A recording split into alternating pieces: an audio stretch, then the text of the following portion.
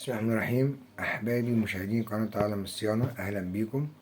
رجعنا تاني نتكلم مع بعضينا، ده شيء يسعدني طبعا.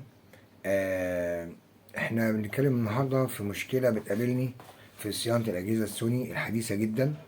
الأجهزة السوني الحديثة جدا بتجيلي نوتس أو معلومات أو تفاصيل بتيجي في الدايرة نفسها، بتقولك لو القطعة الفلانية ديت بايظة أو محروقة ما بتستبدلهاش، بتستبدل البوردة كلها على بعضيها.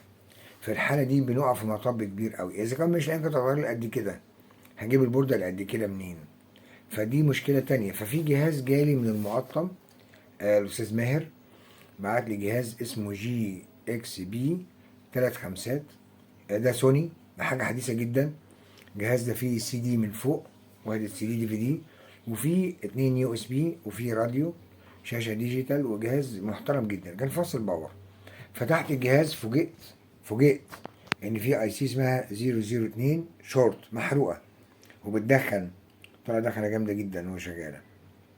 فحاولت ادور عليها واشوف ارقامها واشوف بياناتها.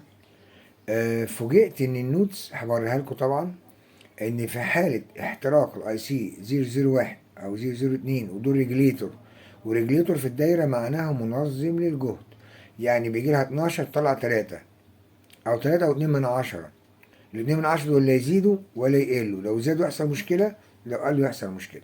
فعشان كده حاطين ايسيهات في غاية يعني التنقية، او بيسموها ايه، تقنية عالية التقنية، تثبيت الفولت واستخراج الإشارة مظبوطة ما تبقاش فيها لا زيادة ولا نقصان. ففي الحالة دي قالك لما دي بتتحرق لازم تغير البوردة على بعضها. هنزل لكم دلوقتي حالا صورة الجهاز، صورة الأيسية المحروقة، صورة البوردة على بعضيها، وصورتها في الدايرة ورقمها في الدايرة، عشان برضو إذا حد عرف يتواصل معانا نجيب البوردة دهيت يبقى كده مشكورا. وطبعا هنشوف التكلفة تبقى ازاي، وتحت أمركم طبعا. شكرا.